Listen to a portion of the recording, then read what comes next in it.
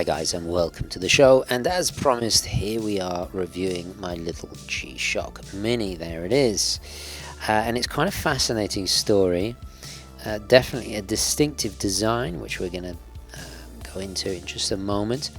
Now I'll get my wristwatch check out of the way first, and as we're discussing something with a kind of retro sci-fi look about it, I thought I'd wear my beloved Accutron Space View. There we go. I need to tuck that pearl on in a little bit better, but yes, this is on the Wrist Candy Watch Club Melange strap. Absolutely still loving this strap, one of the best pearl-ons released certainly in the last couple of years, which I've mentioned before. Sorry about the fluff there, let me just get rid of that. Anyway, let's get on with the review. Now before we get into the G-Shock, we really should discuss a little bit of history just to give it some extra context.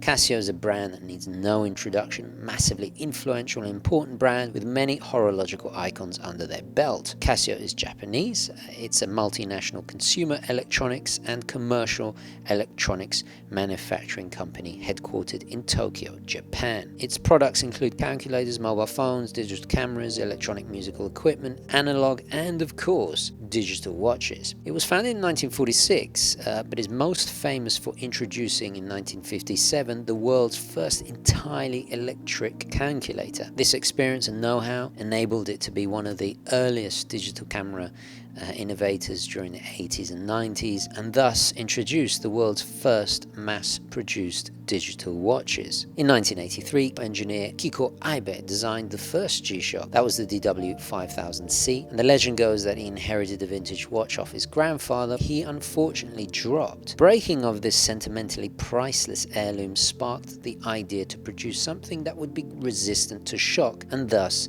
the G-Shock was born. It had to comply with what he called the 3 10s: 10-year battery life, 10 bar water resistant, and survivable from a 10-meter fall onto a hard surface. He ended up testing over 200 prototypes, dropping them from rooftops, third-story windows, all the rest of it, and the solution he came up with was another number 10. This was the 10 layers, which is present in all G-Shocks, and this is inside the watch. It protects the quartz timekeeping module. It includes a rubber bumper, stainless steel case, a hardened mineral glass crystal, the stainless steel screwed down case back, and inside the floating module where the quartz mechanism floats free in another urethane foam cradle. The outer buttons and LCD module are attached by flexible cables. The first G-Shock was released in 1983 to fill the demand for durable watches. The popularity of the G-Shocks increased throughout the 1990s, by which time they had sold 19 million G-Shocks worldwide. It has become a true icon of horology,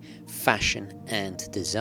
Its durability and dependability has seen it adopted by militaries all over the world. It's even been certified by NASA for spaceflight and remains one of the most frequently worn watches in space. Its utility and relative affordability has made it the obvious choice for law enforcement, paramedics, professional divers, and extreme sports enthusiasts, as well as some of the toughest jobs in the world like special forces, firefighters, etc. In 1991, Casio released the Baby G series for women and kids. Fun new colors were added constantly to the lineup, and during this time G-Shock were able to miniaturize the robust 10-layer case into the G-Shock Mini, which is what we're going to review today, and this was generally about 70% smaller than your average G-Shock. By the end of the 90s, the G-Shock had become a fashion accessory, immortalized in both celluloid and pop culture, with everyone from film stars to music artists wearing them. G-Shock were quick to capitalize on this,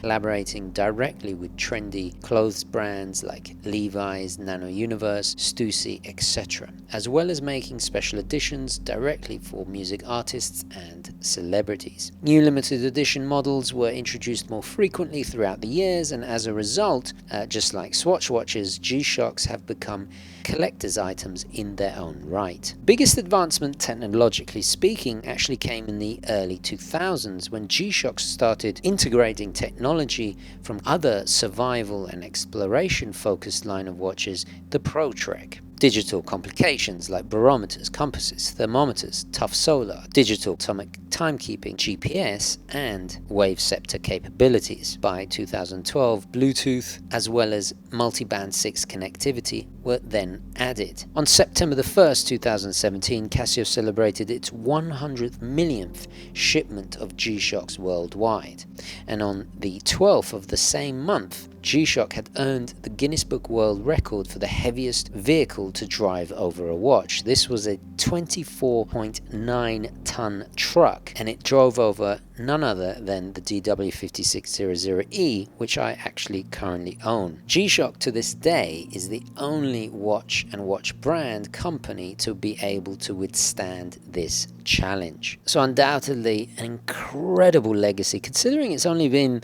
36 odd years since the launch of the very first G-Shock. I mean, it was actually launched on my birth year. An amazing amount of achievements and success in a relatively short amount of time. So let's go over the basic specifications first, and as I give you dimensions, I'll just mention how it compares to my 5600 there. So the diameter at the very extremities of the lug guards is 41.5 millimeters. It is a little bit smaller because they do jut out a tiny bit. In comparison, the 5600 is 43 millimeters. Lug to lug is perhaps the largest difference and is 41.5 millimeters in comparison to the much larger 46.7 of the DW5600. The height is roughly the same at just a smidgen under 13. Lug width is different too, and much larger here. It's 25.9, well, 20, yeah, just shy of 26. This is due to a difference of strap, whereas the DW5600 is about 23. So generally on the whole much smaller. We have the same material. This is the plastic resin that everybody knows and loves G-Shock. This time, however, in a glossy finish. You can get the G-Shock Mini in various different colors. I went for the all black. It has a negative display. So the module inside is the 32090.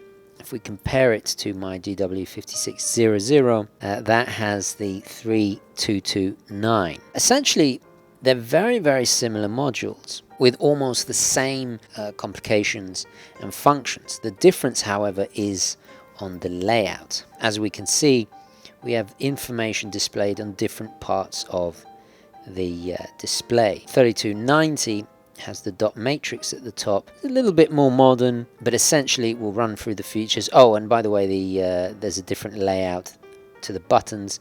We have mode and the adjust in the same place, but on this particular, the G-Shock Mini, the light is at the top as opposed to being at the bottom right.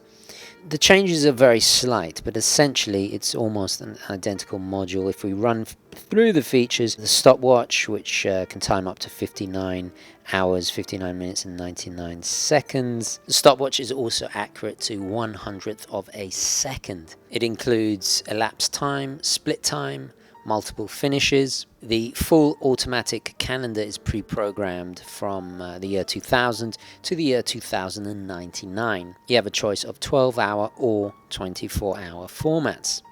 A countdown timer, this counts down from anywhere from 1 minute to 24 hours. 5 daily alarms, one that has the snooze function. You also select your hourly signal here.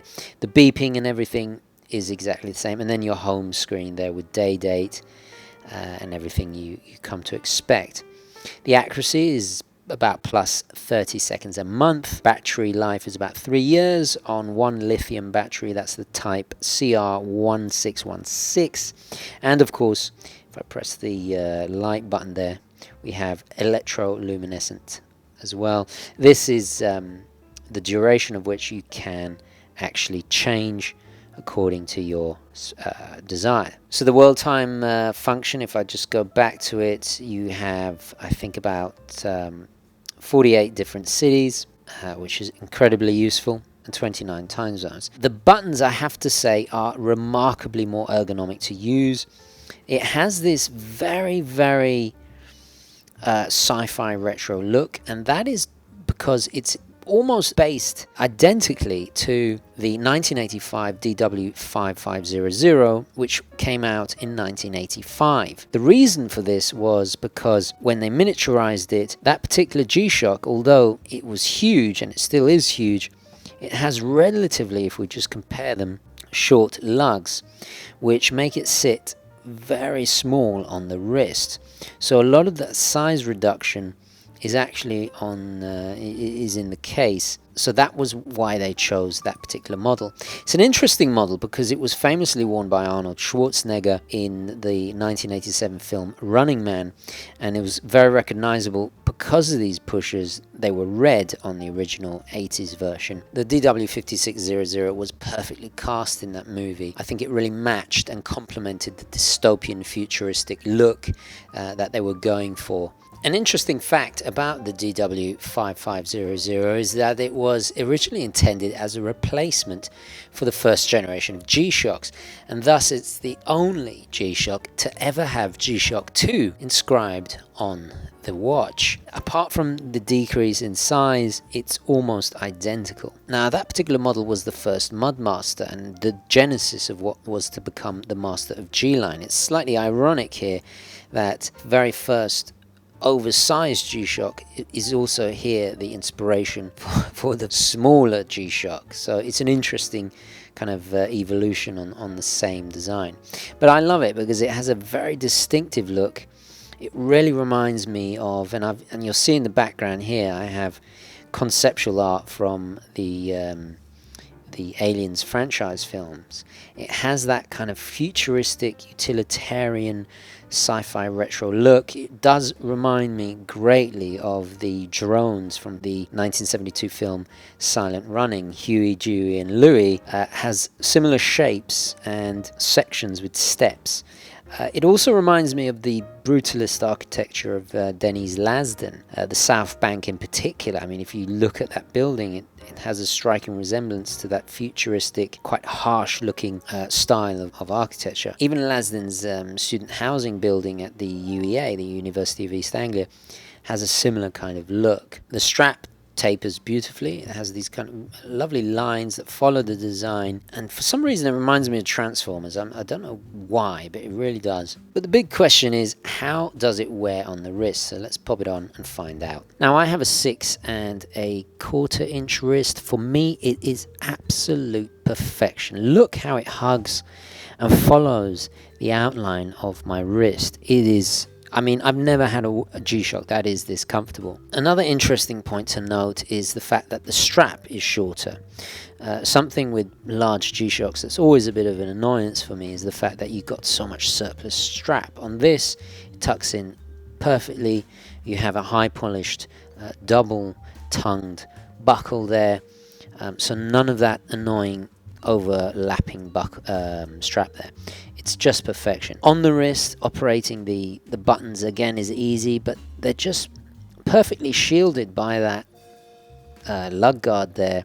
And I love the way they angle inwards, so you don't accidentally push them. This is something that is rather finicky about using the classic DW5600, especially the adjust button when you're resetting the stopwatch. If you're in the middle of doing cardio, which is what essentially this is my workout watch, the weight is quite remarkably less as well. Even with the strap, we're talking 40 grams compared to the 60 grams of the bigger brother there. Its look is certainly a little bit more modern, cleaner. On this particular version, the only variation in color is that Admiralty grey framing the screen and the white print there. Anyway, let's discuss the positives and negatives. Well, we'll start with the positives first. Undoubtedly, it's a very interesting design.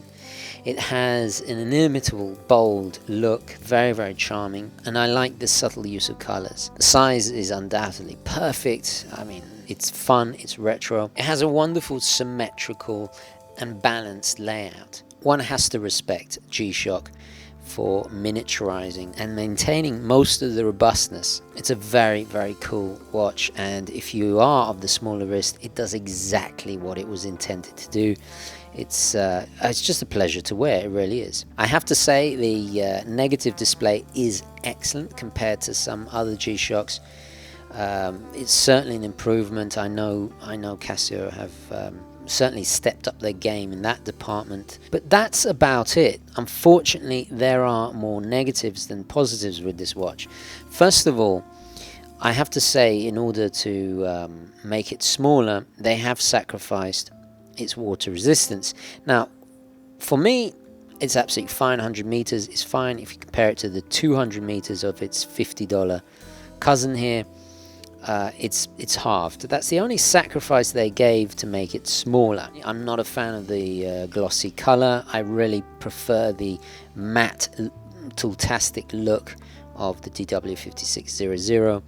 I think there's an honesty about it being matte. This is a little bit too, I don't want to say flashy, but it just, in my opinion, it doesn't work as well.